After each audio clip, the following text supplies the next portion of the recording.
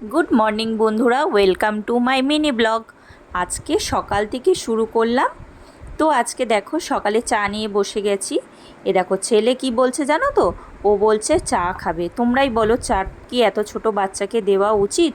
ও নিজের খাবারের থেকে বেশি আমাদের খাবারগুলো পছন্দ।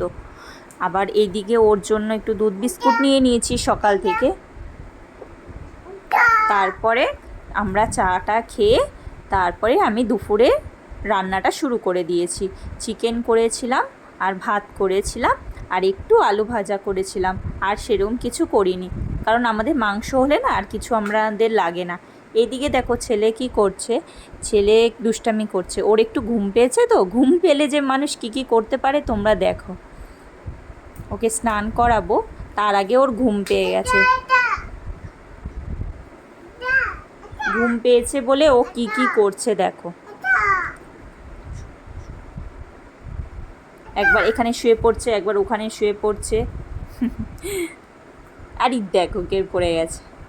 আবার দেখ জানো, ও খাটে, মানে আমাদের খাটটা অনেক ছোট হয়ে গেছে বুঝেছো, ওর কাছে ওর মাটিতে এসে এসে শোবে, বালিশ পেতে নিচে এসে শোবে।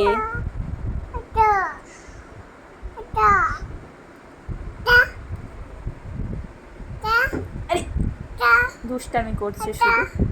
তারপরে জানো তো, খাওয়া দাওয়ার পরে বিকেলবেলায় একটু বেরিয়ে পড়েছিলাম ঘুরতে, কারণ আমরা ঘুরতে ভীষণ ভালোবাসি, কাছে হোক বা দূরে সেটা কোনো ব্যাপার না। তো আমরা কল্যাণী হাই রোডের ওখানে গেছিলাম। এই জায়গাটা তো তোমাদেরকে আগেও দেখিয়েছি। তো এই জায়গাটাতে আমরা আবার একবার গেছিলাম। আমার ভীষণ ভালো লাগে, যতবারই যাই ততবারই ভালো লাগে। তার জন্য এখানটায় একটু ঘুরতে গেছিলাম।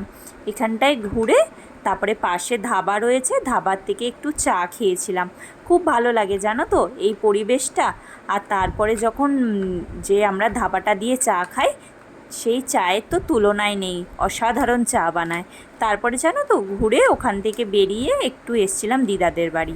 এবার দেখো এই যে দিদাদের বাড়িটা তোমাদের দেখাচ্ছি, এটা জানো তো 100 বছরেরও বেশি পুরনো।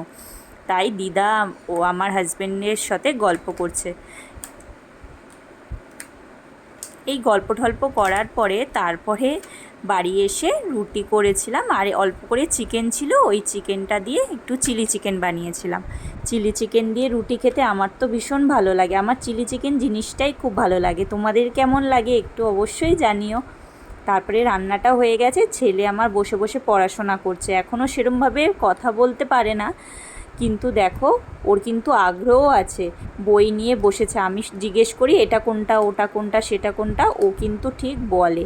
আমি শিখিয়েছি, জানি না পরের আগ্রহটা কি হবে। তোমরা সবাই আশীর্বাদ করো যেন আমার ছেলে ভালো একটা মানুষের মতন মানুষ হয়। তো বন্ধুরা, তোমাদের কেমন লাগছে আমাদের মিনি ব্লগগুলো অবশ্যই জানিও। যদি ভালো লাগে লাইক আর কমেন্ট অবশ্যই করো, পারলে শেয়ারও করো। তোমরা এভাবেই আমাদের পাশে থেকো, আমাদেরকে এভাবেই ভালোবাসা দিও। আরও নতুন নতুন ভিডিও তোমাদের জন্য নিয়ে আসবো। Thank you so much.